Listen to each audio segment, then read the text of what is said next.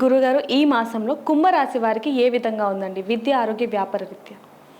ఈ కుంభరాశి వారికి ఏలినాటి శని ప్రభావం ఎక్కువగా కనబడుతుంది. కానీ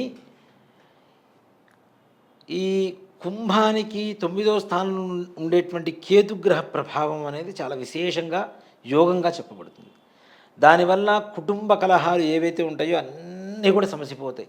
ప్రశాంతమైనటువంటి ఆనందకరమైనటువంటి వాతావరణం ఇంట్లో నెలకొల్పుతుంది.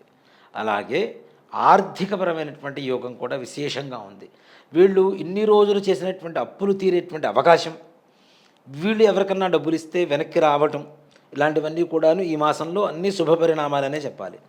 అలాగే వృత్తిలో చేసేటువంటి అంటే ఏదైనా చేతి వృత్తులు పనిచేసేటువంటి వాళ్ళకి వీళ్ళకు కూడా ఎన్నో రోజుల నుంచి ఉండేటువంటి అనారోగ్య పరిస్థితి నుంచి బయటపడి ఆరోగ్యవంతులుగా సంపూర్ణంగా ఆనందంగా కాలం గడిపేటువంటి సమయమే ఈ యొక్క మే నెల. అలాగే ఈ బంధు వైరాలు అంటే శత్రువులు ఎవరైతే ఉన్నారో బంధువుల్లో శత్రువులుగా ఉండేటువంటి వ్యక్తులు కూడాను తప్పనిసరిగా వాళ్ళ అవసరాల కోసమైనా సరే వీళ్ళని పలకరిస్తూ వీళ్ళకి ప్రేమగా దగ్గరవుతూ సన్నిహిత్యం ఎక్కువగా పెరిగేటువంటి అవకాశాలు కూడా అంటే శత్రుబాధలన్నీ కూడా తొలగిపోయి మిత్రులుగా మారేటువంటి అవకాశాలు. అలాగే స్నేహితుల దగ్గర నుంచి మంచి సహాయ సహకారాలు అందుతాయి. వీరు ముఖ్యంగా బాగా హైట్ తక్కువగా ఉండి మరీ తెల్లగా కాకుండా మరీ నల్లగా కాకుండా సామన ఛాయ కంటే కొంచెం కలర్ ఉంటారు. అట్లాంటి వ్యక్తులతో చాలా చాలా జాగ్రత్త అవసరం. వీళ్ళ చేత్తో డబ్బులు ఇచ్చారా వెనక్కి రావు ఈ సమయంలో. అంతకుముందు ఇచ్చినవి మొత్తం వెనక్కి వస్తాయి, దాంట్లో అనుమానం ఏం లేదు. కానీ వీళ్ళకు ఉండేటువంటి అప్పులు కూడా తీరిపోతాయి.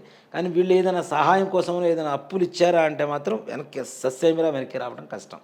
అలాగే వాహన ప్రమాదాలు కూడా సూచిస్తూ ఉన్నాయి. కాబట్టి అవి కూడా తగిన జాగ్రత్తలు అవసరం. ముఖ్యంగా శని బాధ అంటేనే ఏలినాటి శని ఇట్లాంటివి అంటేనే ఎక్కువగా మనకి ఈ వాహన ప్రమాదాలు ఎక్కువ జరుగుతూ ఉంటాయి. కాబట్టి తగిన విషయాల్లో జాగ్రత్త తీసుకోవడం అనేది మంచిది. విద్యార్థులు కూడా తగినంత కష్టపడితే మంచి ఉత్తీర్ణత కలుగుతుంది. అలాగే వ్యాపారంలో కూడా అఖండమైనటువంటి లక్ష్మీ యోగం కలగబోతుంది ఇట్లాంటి వాళ్ళందరికీ కూడా, ఈ కుంభరాశి వారందరికీ. దీంట్లో ముఖ్యంగా సంతానం కోసం ఎవరైతే ప్రయత్నం చేస్తున్నారో అలాంటి వారికి సంతానాభివృద్ధి కలుగుతుంది, వంశాభివృద్ధి కలుగుతుంది తప్పనిసరిగా. అలాగే వివాహ ప్రయత్నాలు చేసేటువంటి వాళ్ళకు కూడా మంచి సంబంధాలు అంటే అబ్బాయికి అయితే అమ్మాయి, అమ్మాయికి అయితే అబ్బాయి, మంచి వధువు వరుడు ఇట్లాంటివి దొరికి మంచిగా వివాహం కుదిరేటువంటి అవకాశాలు ఉన్నాయి. ఇప్పుడు మంచి రోజులు కాదు కదా, చూసుకోవచ్చా సంబంధాలు కుదురుతాయా అంటే మాట చెప్పాలంటే ఇప్పుడు ఎక్కువగా జరుగుతుందని ఆన్లైన్లో ఈ పెళ్లి చూపులు ఇవే జరుగుతున్నాయి. కాబట్టి ఆ పరంగా కూడా మంచిగా జరుగుతుంటాయి. లేదు బయట ఎక్కడైనా కలవచ్చు, ఇంట్లో కలవలేని పరిస్థితుల్లో ఉంటే అట్లా ఆ విధంగా కూడాను మంచి సంబంధాలు కుదిరి భవిష్యత్తుకి కావలసినటువంటి ప్రణాళిక ఏదైతే ఉంటో అది ఇప్పుడు సిద్ధం చేసుకుంటే కనుక వివాహము అంతే, ఇల్లు కొనాలన్నా అంతే, ఇవన్నీ కూడా భవిష్యత్ ప్రణాళికలే. అంటే ఇప్పుడు చేసేటువంటి కార్యం ఏదైతే సంకల్పం ఉంటుందో ఈ సంకల్పం భవిష్యత్తుకి మంచి సానుకూలంగా మారేటువంటి అవకాశాలు బాగా కనబడుతూ ఉన్నాయి. సినీ రంగం వారికి కూడా విశేషమైనటువంటి యోగం కనబడుతుంది. రాజకీయపరమైనటువంటి వారికి మిగిలిన రాసుల్లో అటో ఇటో గెలుపు అని చెప్పవచ్చేమో, కానీ కుంభరాశి వారికి తథ్యంగా తప్పనిసరిగా గెలుపు పొంది తీరుతాను అని చెప్పడంలో ఏమాత్రం కూడా సంశయం లేదు. వీరు ఏ దేవుని పూజిస్తే మంచిదంటారు? కుంభరాశి వారు ముఖ్యంగా మనకి గణపతి ఆలయానికి వెళ్ళమని చెప్పండి.